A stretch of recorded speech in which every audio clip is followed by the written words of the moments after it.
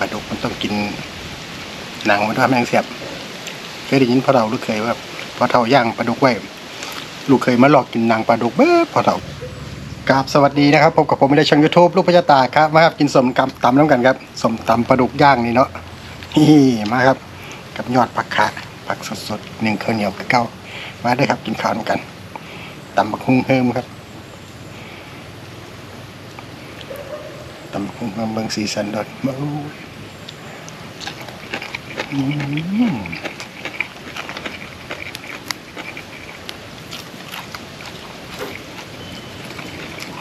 ยอดผักขาสดๆก่อนปลาดุก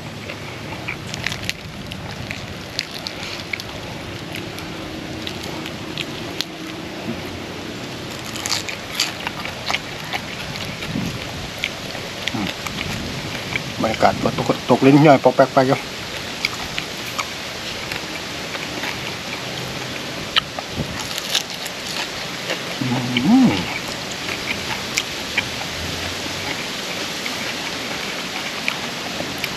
เสียบขนาดพี่น้องเลย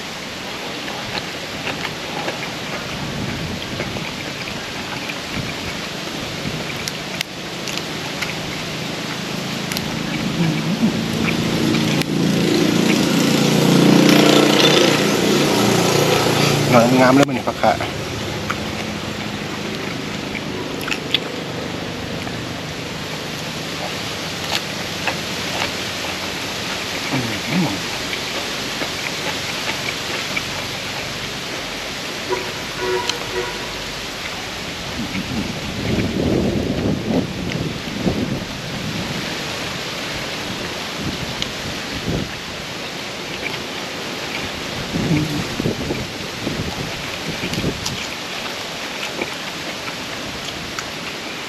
จับได้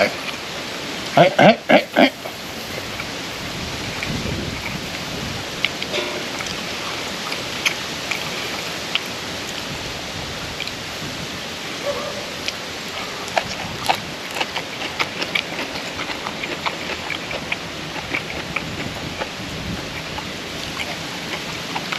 ตำคุ้งเงิม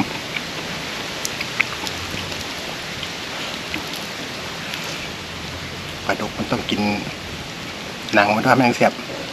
เคยได้ยินพ่อเฒ่าลูกเคยว่าพ่อเฒ่าย่างปลาดุกไว้ลูกเคยมาหลอกกินหนังปลาดุกเบ้อพ่อเฒ่าเครียดบัดนี้มือหลังลูกเคยเผามันบัดนี้ลูกเคยเผามันพอตาเข้าไปบอกกินเปียกมันจนเบิดแก่แค้นลูกเคยขึ้นมา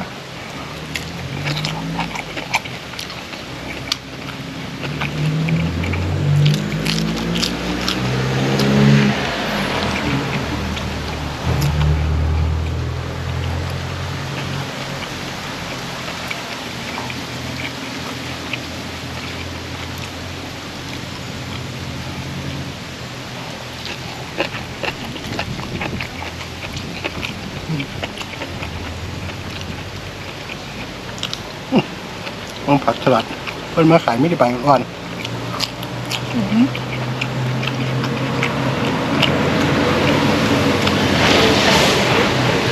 แบบเพิ่นรอเป็นใบมาขายไหมใบอ่อนครับ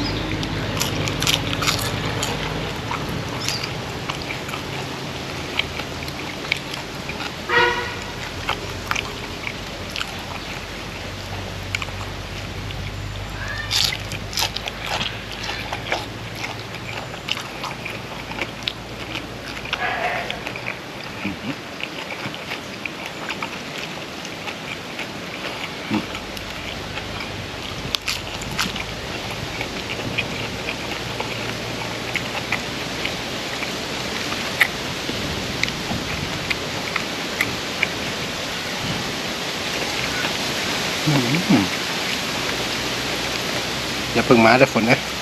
มันตกเพิ่งหยุดครับ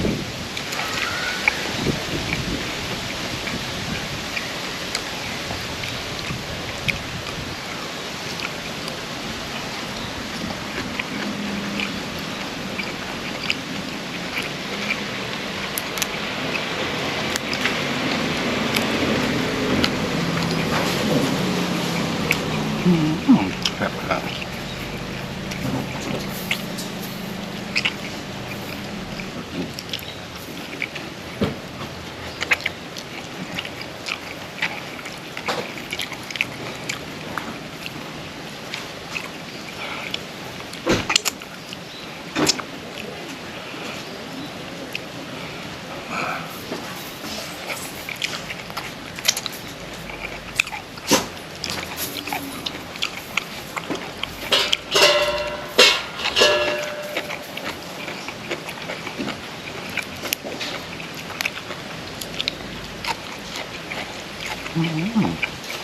เขาทาน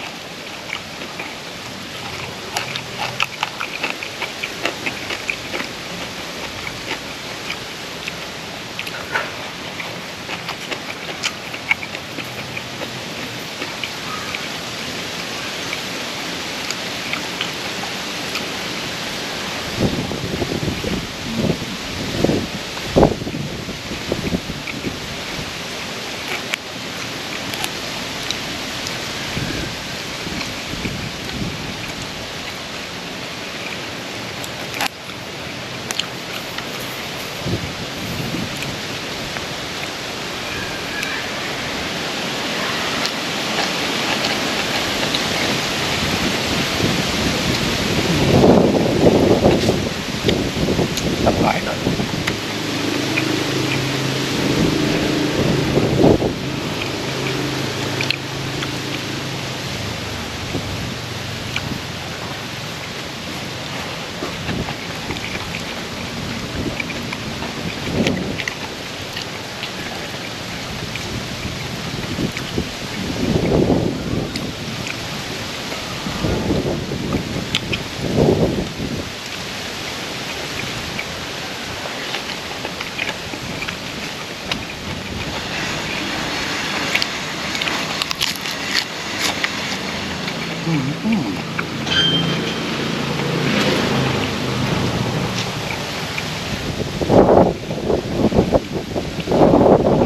ลมแห้งก่อน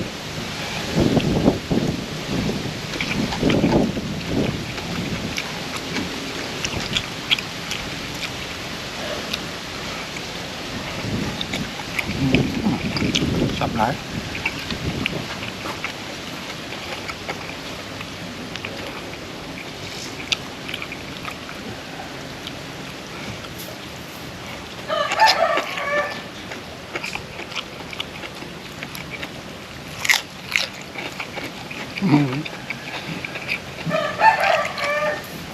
สุดยอด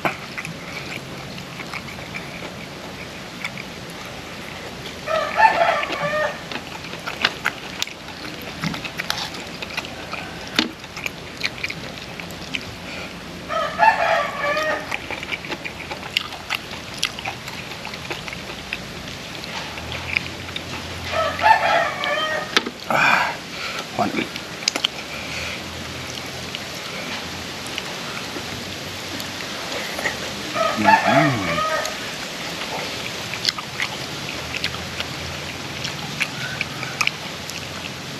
เข้มเนี่ยปลาดุกใส่กะใส่เกลืออะไรพอด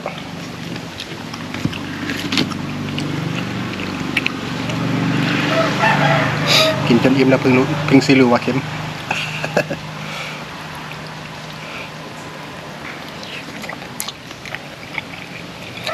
กินคือเขาหรอวะ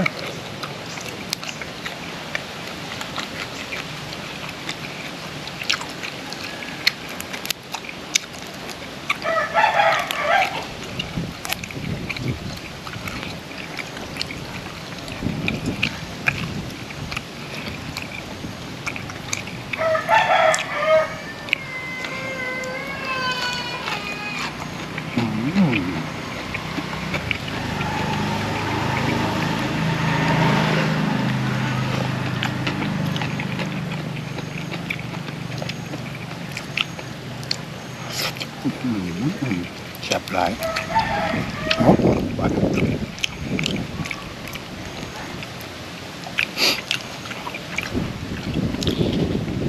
ครับสุดท้ายนี้ผมก็ต้องจบไว้แค่นี้ก่อนขอบคุณนะครับที่มาติดตามช่อง YouTube รูปเมตตาขอบคุณทุกคอมเมนต์ขอบคุณใจจะพบผมไม่คลิปหน้านะครับผมครับเดี๋ยวขอตัวไปมั่งหัวปลาดุกกัน